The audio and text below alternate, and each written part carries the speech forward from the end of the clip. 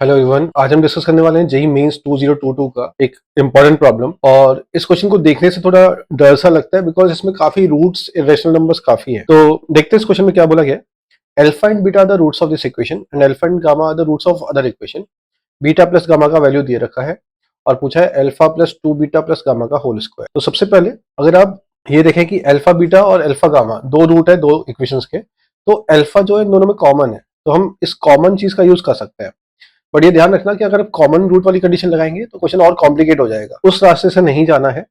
आप ट्राई करिए इसको सम ऑफ रूट्स और प्रोडक्ट रूट से जाए, क्योंकि बीटा प्लस गामा का सम दिया हुआ है। तो हम क्या करते हैं, सबसे पहले सम ऑफ रूट्स लिख लेते हैं। सो सम ऑफ रूट्स पहली इक्वेशन का alpha plus beta would be 4 lambda. इसी तरीके से alpha into beta will be 5। इसी तरीके से दूसरे क्वाड्रेटिक का सम ऑफ रूट्स ये हो जाएगा, दैट विल बी 3√2 प्लस 2√3 और alpha into gamma will be 7 plus 3 lambda root 3। इस तरीके से आफ्टर दिस हमें बीटा प्लस गामा के बारे में इंफॉर्मेशन है।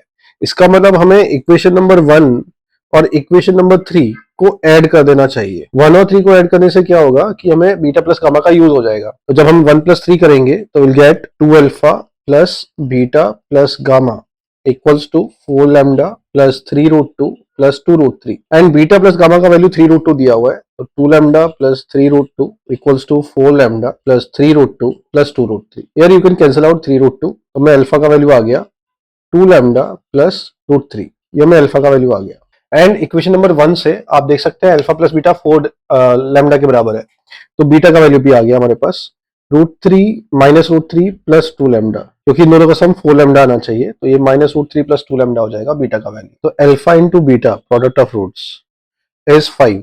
तो हम मल्टीप्लाई करेंगे तो आएगा 4 lambda square minus 3 that is 5। तो लैम्डा स्क्वायर आ गया हमारे पास 2। तो यहाँ से लैम्डा की दो पॉसिबल वैल्यूज है, या तो √2 या फिर लैम्डा का वैल्यू माइनस √2। देखिए अगर लैम्डा का वैल्यू √2 है तो हमारा अल्फा हो जाएगा 2√2 प्लस √3 और अल्फा अगर माइनस √2 है तो हो जाएगा माइनस 2√2 प्लस √3। इसी तरीके से आप गामा का वैल्यू और बीटा का वैल्यू निकाल सकते हैं। तो बीटा का वैल्यू हो जाएगा यहाँ पे 2√2 माइनस √3 और यहाँ पे बीटा का वैल्यू हो जाएगा माइनस 2√2 माइनस √3। सिमिलरली यहाँ पे गामा का वैल्यू हो जाएगा, गामा निकाल सकते हैं हम यहाँ से थर्ड इक्वेशन से। हमारे पास अल्फा आ गया है, अल्फा कितना है 2√2 प्लस √3, माइनस करेंगे तो √2 प्लस √3 बचेगा और यहाँ पे गामा का वैल्यू माइनस 2√2 उधर ले जाएंगे तो 5√2 एंड √3 को उधर ले जाएंगे तो प्लस √3। लेकिन एक बात ध्यान रखिए, हमें अल्फा इंटू गामा का वैल्यू भी पता है। इक्वेशन नंबर 4 से alpha into gamma, equation number 4 से हम देखें अल्फा इंटू गामा, ये देखिए अल्फा इंटू गामा का वैल्यू यहाँ से तो मैं एक बार यहाँ पे लिख देता हूँ अल्फा इंटू गामा। अगर मैं √2 लेता हूँ अल्फा इंटू गामा में रखता हूँ तो आएगा 7 प्लस 3√6, जबकि यहाँ पे अल्फा इंटू गामा आना चाहिए माइनस √2 रखने से 7 माइनस 3√6।